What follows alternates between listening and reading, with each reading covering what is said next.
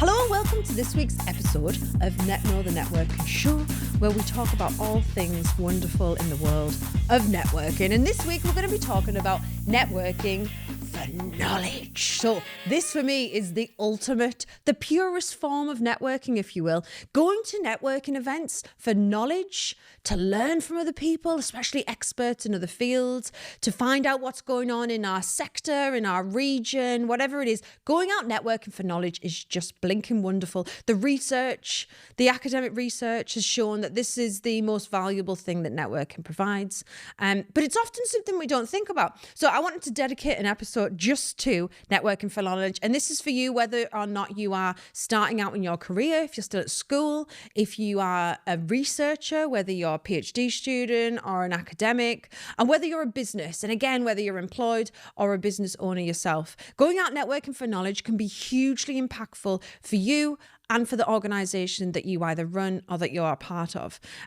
So the first thing I want to do is just talk about a thing called sociograms. Oh, sounds fancy.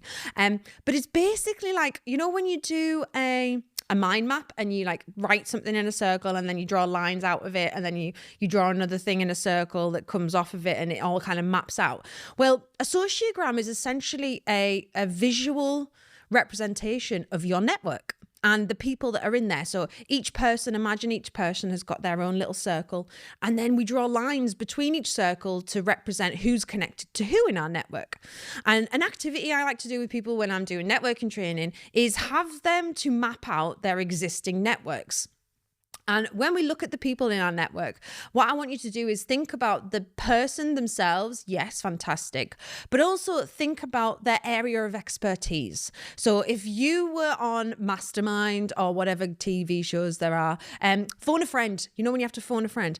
If you had to phone a friend on a question about a certain subject, what subject would it be? So my husband, it would have to be sport. He seems to know everything about sport. I know nothing about sport. Geography, he's very good at. And also the names of directors of films, amazing at that. So if there was a question on any of those things, that would be his bag. I would ring him if I needed to, if I was on a game show. So mapping out the people that we have in our networks, the relationships that we have with them, whether it's a husband, partner, whether it's a colleague, a supervisor, whoever that person is, the type of relationship that we have, but then also what it is that they are an expert in. So if you ever needed them, that's who you'd ring. When we can then map out the people that we've currently got in our networks, who's connected to who, we can also spot any gaps that might be present. So knowing that Steve is connected to Barbara, but Barbara's not connected to Pam. And actually, based on the work that they do, Pam and Barbara would be really great connections for each other. So visually mapping things out allows us to spot gaps that exist in our network and places in which we can add value to them. But also what it does is it allows us to see the pool of knowledge that we have access to.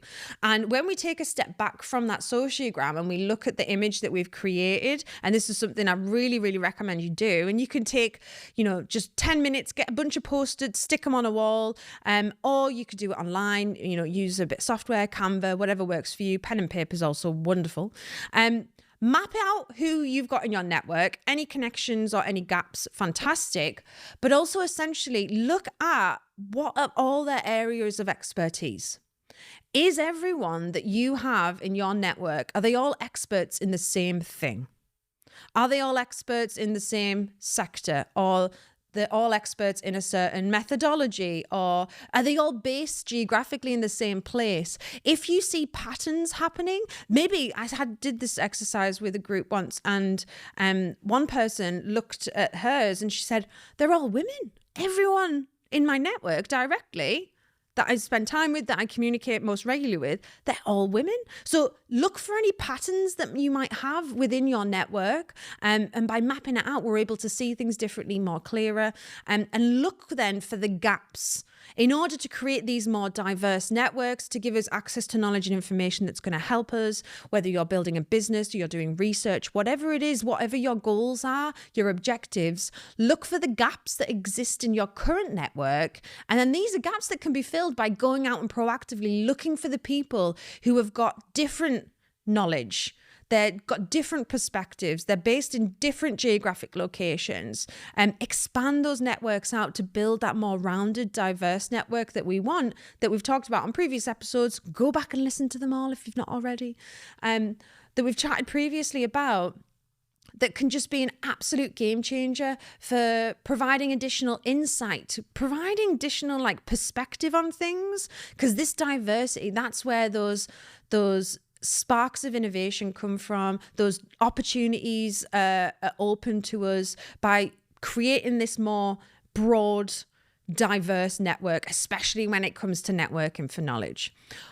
Something else that you also want to do when it comes to networking for knowledge, and I've talked about it on a previous episode, but really think about the ways in which you share your knowledge with your network, and make sure that you're making that knowledge accessible to the people that already know you and new people that you're going to meet when you go out networking. So what activities do you currently do in order to share your knowledge? Are you creating content, or are you sharing the content of experts in your field? Again, creating these associations in others' minds between you and your area of expertise. So if someone needed your subject on Mastermind, or you can't ring people on Mastermind, phone a friend who wants to be a millionaire.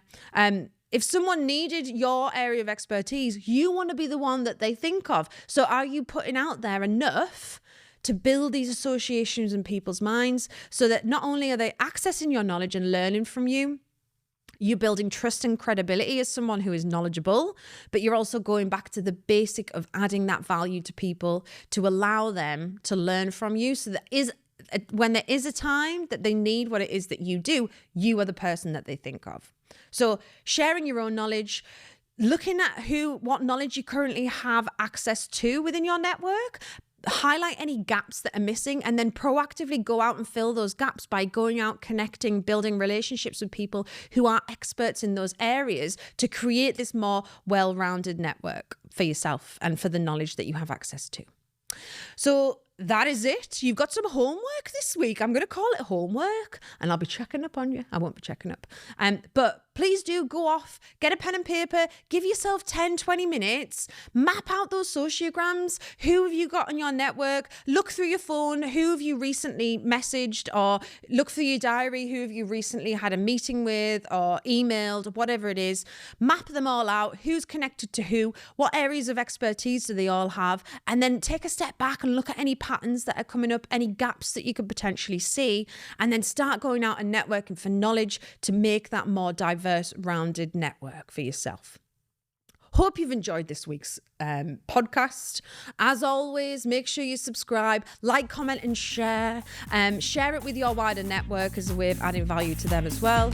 And any questions, thoughts, ideas, musings, statements, anything, welcome, as always, in the comments. So have a lovely week, and I shall see you next week. A Liquid Studios production.